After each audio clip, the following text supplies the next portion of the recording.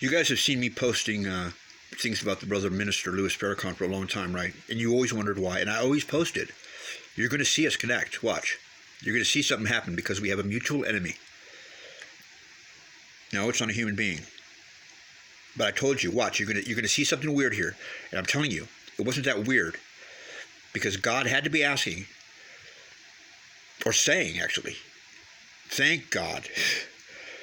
These are the only two in this whole awakening time period. These are the only two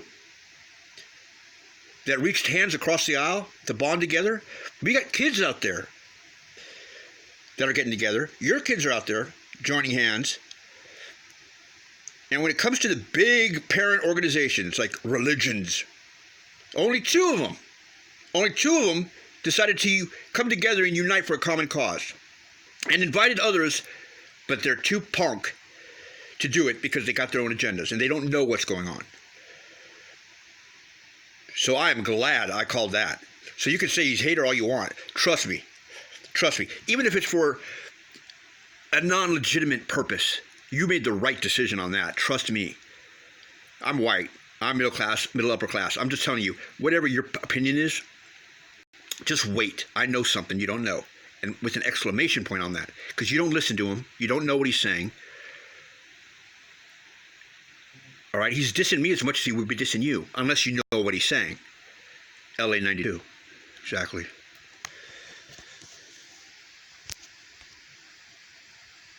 Broadcast Louis Farrakhan's visit from his parish on Facebook, flouting their ban, even though Farrakhan was banned from the social media site, in part because of his allegedly anti-Semitic speech.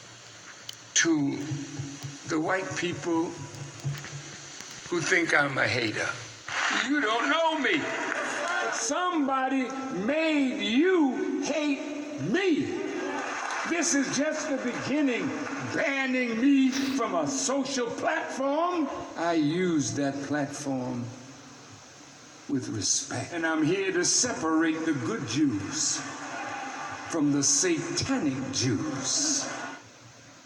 Laura, this man, he's out of his mind. And for Pfleger to think that this is appropriate or in any way social justice to bring a man like this spouting hatred and anti-Semitism to a Catholic church, frankly, it's amazing to me that the Chicago Archdiocese hasn't intervened here, Laura. Outrageous. Pfleger has been doing this nonsense, this type of stuff, Raymond, for years, and yet the Vatican looks the other way. There's no comment. Pfleger has been a nightmare, frankly, for a lot of Catholics in the Chicago area and frankly, across the country for a long, long time.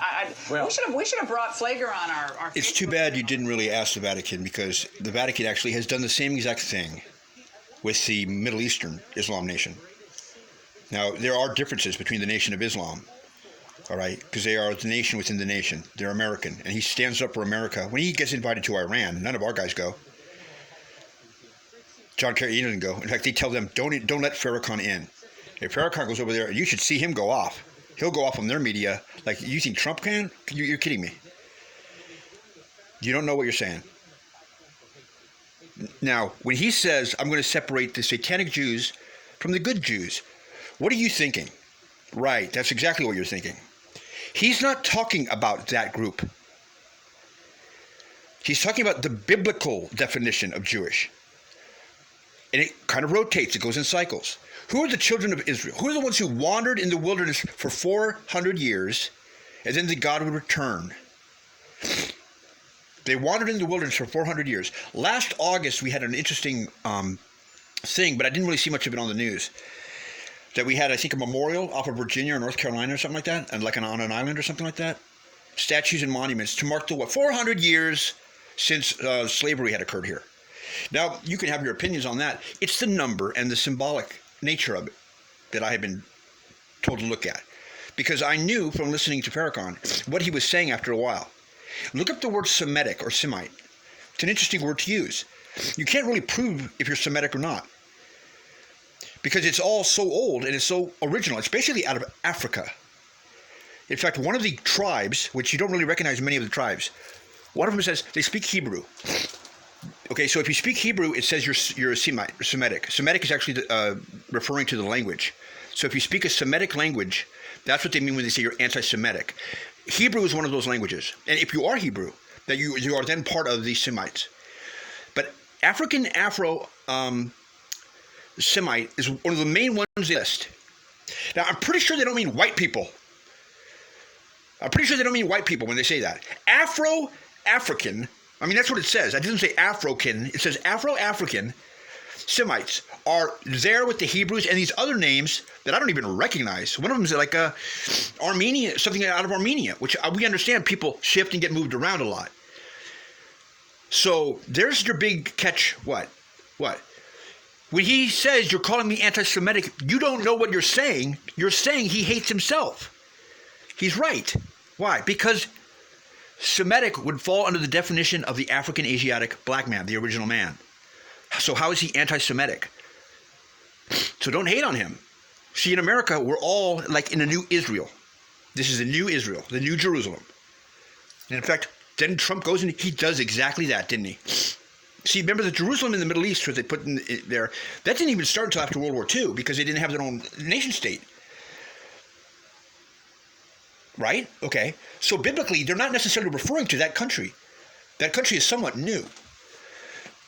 I'm not saying they are referring to the U.S. I'm just saying we seem to be following in line with that. Much like they said Egypt. We're like Egypt. Exactly. So when he says separate the good Jews from the satanic Jews, you're thinking about color.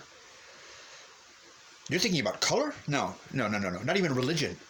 That's not what he's talking about. We label people like that. We joined these clubs. See, I almost converted to Judaism. And had I converted to Judaism when Wendy wanted me to, I'd be 15 years now, I'd be Jewish. So if you said something anti-Semitic, are you telling me that you're dissing me? Because I became Jewish? And I thought it was a disrespectful thing to do to the religion. Why? Because if I didn't have my heart in it, I didn't subscribe to any one religion. I didn't think it was right to do that. Apparently it would have been a big deal because, look where am now. But, that's neither here nor there. But nonetheless, I'm familiar with that religion. And like I said, my first girlfriend, her father was a rabbi. And she was very hardcore, she always wore skirts below her knees. And she wouldn't even celebrate Halloween. She said it was a pagan holiday. And that taught me a lot of things. I even speak Yiddish because I'm a shugana. What does that mean? Psycho? Crazy? And I'm Goy. What does that mean? A Christian Catholic. He's not Jewish. And then Wendy, her mom was Israeli. Her grandmother, who loved me, which I didn't know why, because her mom didn't like me too much. She liked me. I said, why did your grandma like me? She was the only survivor of a family of 12 from Auschwitz. Why does she like? I'm part German. Wendy's like, so am I. That's true. She goes, because she survived Auschwitz and a Catholic family hid her out. I go, no way, really? She goes, yeah. So that's why she calls you up all the time and says hi and sends me gifts. That's neither here nor there either. My point is, be careful. Be very careful before you start dissing people and saying, well, you don't know shit and you don't know shit because you don't know what we go through or that people go through. Because you're looking at everything from a surface point of view. You're looking at everything from the color. Or I'm part of this group, I'm part of that group. Are you sure you're part of the original group? And I'm not saying it's this person or that person. Your mind is doing that. Because it's a whole rainbow that are infiltrated in your group. Oh yeah, there are many Nation of Islam guys in your group. They don't even know it yet. You don't even know it yet. They got many devils, white people like me, in their group. That's terrible. Where is it? Well, if something goes down, it ain't going to be too bad for some of you, is it? You got one of your own kind on the side. Well, I don't know if you put it that way, but you're right. Yes. So ease up a little bit. When you get mad at us because we're translating what the brother was saying.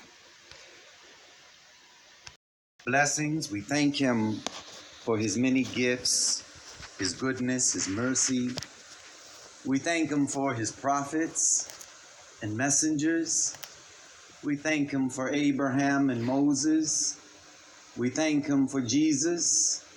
We thank him for Muhammad. And I thank him for the Honorable Elijah Muhammad and the Honorable Minister Louis Farrakhan. I greet you with the greeting words of peace. Assalamu alaikum. Alaikum salam, sir. We are deeply humbled and profoundly grateful to Father Michael Pfleger for opening up the doors of St. Sabina Church tonight to his brother in faith, a friend for life, the Honorable Minister Louis Farrakhan and the Nation of Islam. When justice calls, Father Pfleger always answers. Father Pfleger has always chosen, though unpopular, and in the face of vehement criticism and opposition, he has chosen to be on the right side of history. After the news of Facebook closing Minister Farrakhan's account hit the news, knowing that his brother is innocent of their charges, he called his brother to express his outrage. Father Pfleger saw this as another step in effort to silence and censor those who would dare speak the truth to power. He saw this as an infringement on the people's right to free speech. So he invited the minister and the Nation of Islam that if we wanted to make a response, the minister could do so from his church. And here we are tonight. And so I'm afraid that on his return, we might be some of those saying, Lord, Lord. And he will say, depart from me, ye workers of iniquity, for I know you not. I don't want to be in that shape. I'm literally terrified of the Christ. Because he intends to destroy this world. He don't come back with an olive branch. The book said he came back at the head of 10,000, and he had a sword in his hand, and it was dripping with blood. Isaiah the prophet saw him coming, treading the winepress alone. And if you ever seen a wine press, in the old days it was a big, huge vat where they put the grapes in it. And you'd wash your feet and wash your legs, and you would get in and tread the grapes down until your garment was red with the juice of the grape. They saw him coming, treading the winepress alone, treading the wicked down under his foot. Remember I told you I almost lost my legs, right? Did a bunch of bicycle. You know, so my skin gets pale again above the knee, up below there. And that's when I got poisoned, and they didn't know how to solve it. And at the last minute, some student actually, who they had come in and study my legs, he solved it. But whenever I go to the hospital, people go, "Damn, bro, what the fuck?" Yeah. Hey, when they're tan, they look better. But right now, we're on the divine press. Treading the wicked down under his foot. America is under divine judgment even as we speak. She's a great country, the greatest on earth, but she's not righteous.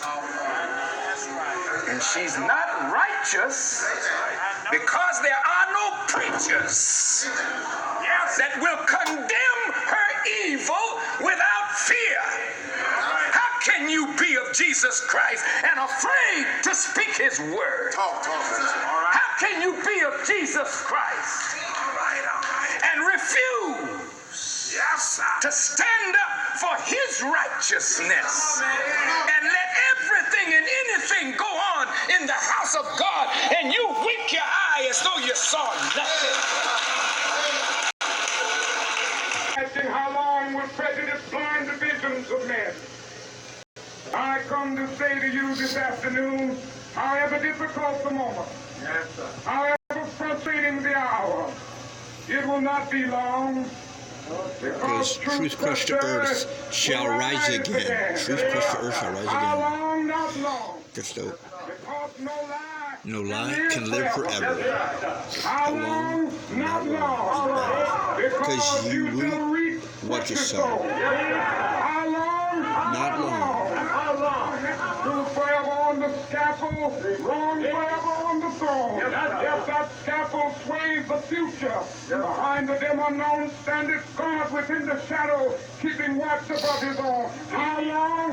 Not long. Because the arc of the moral universe is long, but it bends toward justice. John Steinbeck. Not long. John Steinbeck, right? Because mine eyes have seen the glory of the coming of the Lord. He's Trampling out the vintage, where the grapes of wrath are stored.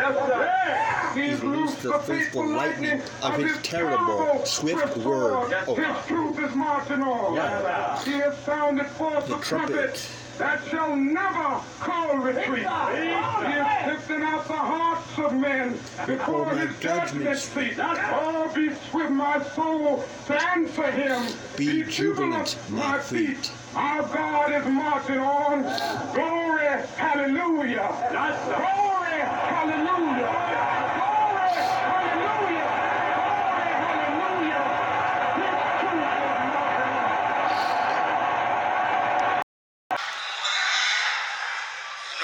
In the Bible and in the Quran, there were times when the man of God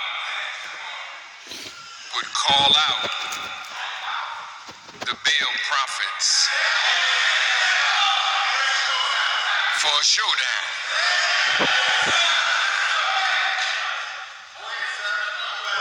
I mean, God's man.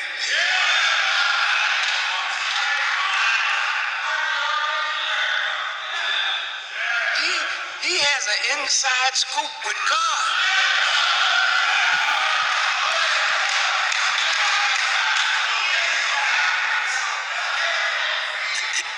He told the false prophets, hey, put some wood on the altar there.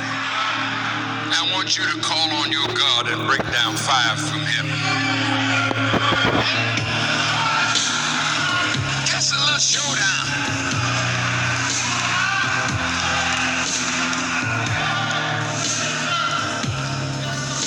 And they called, no fire came down. He said, well, tell you what, put some water on the stump on the wood. Get some more water and put it on the wood.